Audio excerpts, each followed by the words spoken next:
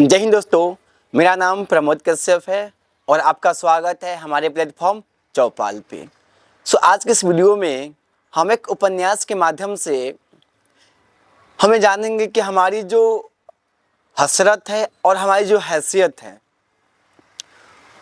उसको हम कैसे अपने जीवन में देख सकते हैं। और जब भी हमें किसी चीज़ की हसरत हो तो उस हसरत को पूरा करने से पहले हम अपनी हैसियत को भी देख ले।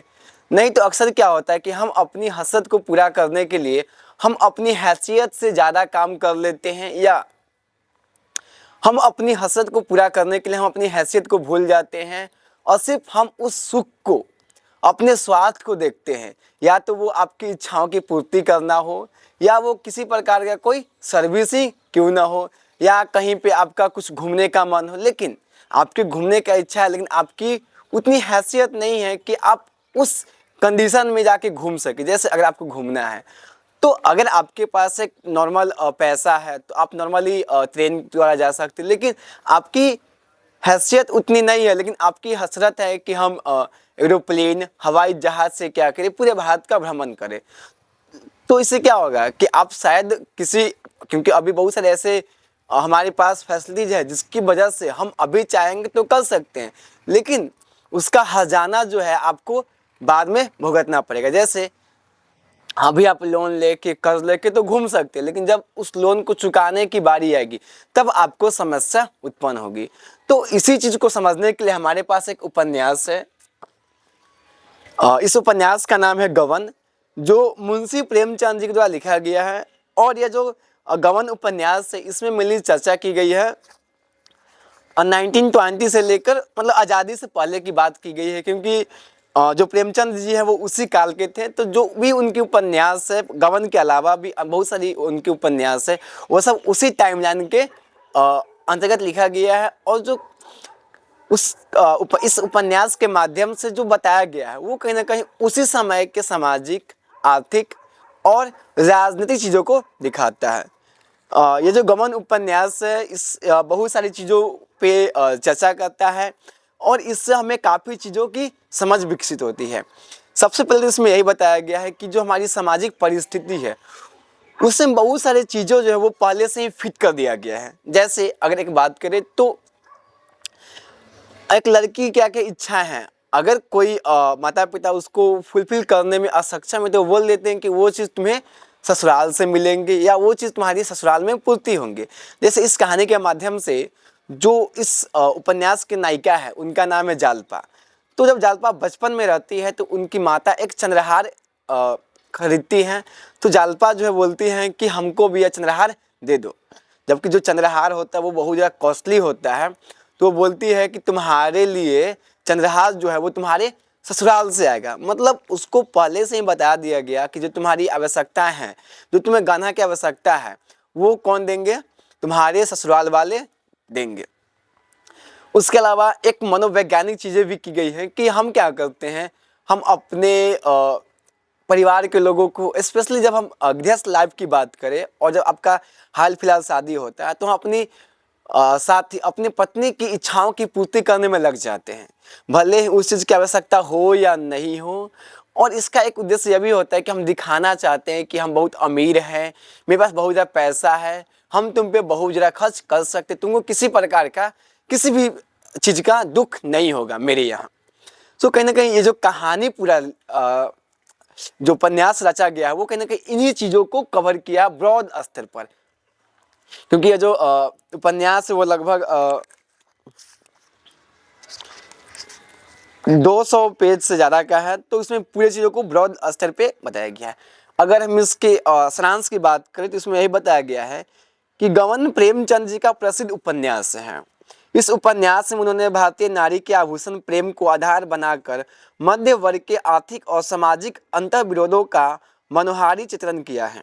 रामानाथ जैसा चरित्र प्रेमचंद की गहरी दृष्टि का परिणाम है। जिसमें रामानाथ का चर्चा किया गया है वो इस कहानी का नायक है, और रामानाथ का जो विवाह होता है वो जालपा से होता है।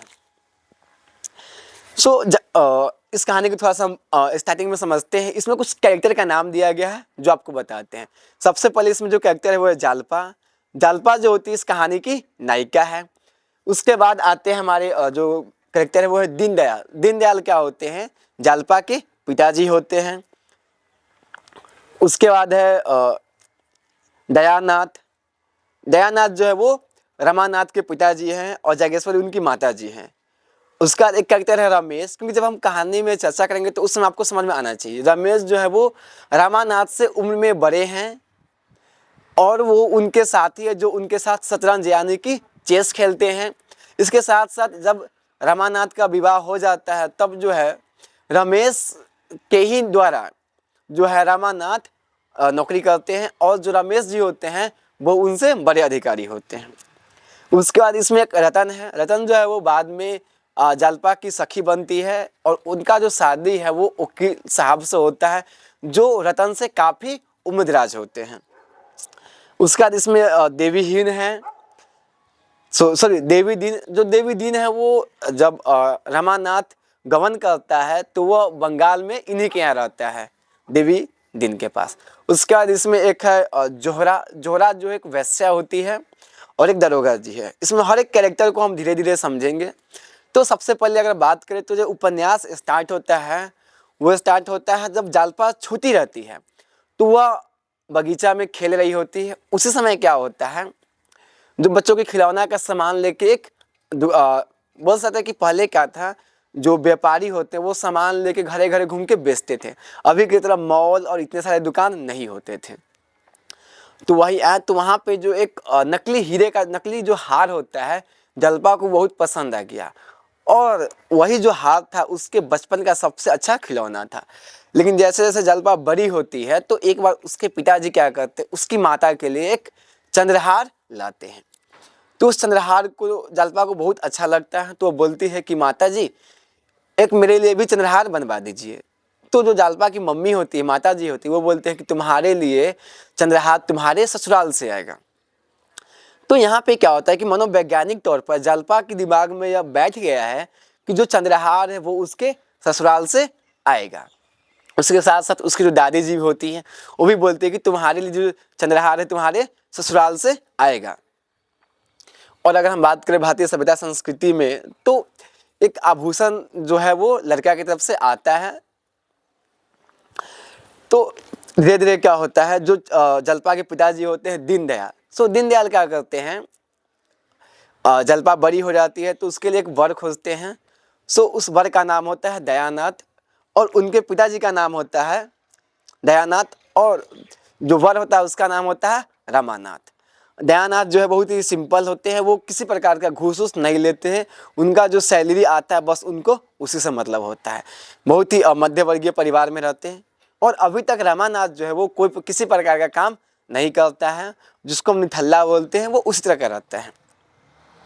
लेकिन जैसे ही विवाह का बात होता है तब जो रमानाथ के पिताजी होते हैं दयानाथ, वो सोचते हैं कि शादी, क्योंकि दहेज का वो डिमांड करते नहीं हैं, तो बोले कि शादी कैसे किया जाएगा। तो अभी के भी यह भारतीय समाज में यह है कि जब भी हम विवाह की बात करते हैं, स्पेशली जो वर्ल्ड साइड होता है वह यह सोचता है कि हमको तो दहेज मिलेगा ही, वही दहेज हम क्या करेंगे, खर्च करेंगे, उसी दहेज से हम अपने यहाँ पे खर्च करेंगे, उसी दहेज के पैसे से हम उनके लिए आभूषण ले जाएंगे।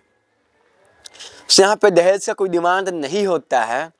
तो इसीलिए दीनदयाल जो हैं, जो जालपा के पिताजी हैं, वो एक मतलब वो भी मध्य वर्गीय परिवार से ही रहते हैं, लेकिन वो भी क्या करते हैं, कुछ पैसा जब बच्चा लड़का को देखने जाते उस समय कुछ पैसा दे देते हैं।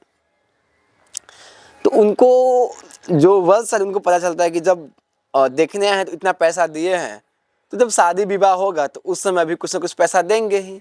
यही आज से क्या करते हैं, वो लोग कर्ज लेके हर काम करते हैं। तो जब विवाह संपन्न हो जाता है तो सब कर्ज को ख़त्म करने के बाद भी कुछ अमाउंट जो है वो शेष बच जाता है, रिमेनिंग अमाउंट जो उनको चुकाना होता है। मीन्स जिनके यहाँ से उन्होंने गहना बनवाया था उनका कुछ पैसा बच जाता है तो उनको देना होता है। वर्ष साइड वालों को शादी हो जाता है, जब जालपा को गहना आता है वहाँ से तो देखती कि इसमें तो चंद्रहार है ही नहीं। तो जालपा जो है वो बहुत ही रुष्ट हो जाती है, उसका जो मन होता है बहुत ही उदास हो जाता है, क्योंकि उसको बचपन से ही कहा गया था कि तुम्हारे लिए जो चंद्रहार है वो कहाँ से आएगा, तुम्हारे ससुराल से आएगा। और जब जालपा चंद्रहार को नहीं देखती है तो वह रुष्ट हो जाती है और उसके कुछ जो सहेली होती है, तो उसमें से एक तो उसको बोलती है कि तुम जैसे ही जाना खाना पीना बंद कर देना, अपने पति सही से बात मत करना जब तक कि तुमको वो चंद्रहार न ला दे। लेकिन कुछ जो सहेली होती है वो उसको समझाती है कि नहीं, तुम ऐसा नहीं करना, उन लोग को जितना सक्षम हुआ है वो ला के दिए हैं। लेकिन उसमें से कुछ सहेली बोलती है कि जब तक तुमको चंद्रहार नहीं मिलेगा तब तक तुम खाना पीना बंद कर देना। सो यहाँ पे एक मनोवैज्ञानिक चीज़ें जो थी समाज में, प्रेमचंद जी ने अपने उपन्यास के माध्यम से उसको बताया कि कैसे लोग यह मान लेते हैं कि ससुराल से उनके लिए गहना आएगा, और जब वो पूरा फुलफिल नहीं होता है तो उनको जो है उदासी होता है, वो नखरा करते हैं, वो रोते हैं, खाना नहीं खाते। क्यों? क्योंकि उनको एक पार्टिकुलर आभूषण नहीं मिला, क्योंकि महिलाओं को आभूषण से प्रेम होता है। ये बात ही शादी से पहले तक की, शादी तक। अब आते हैं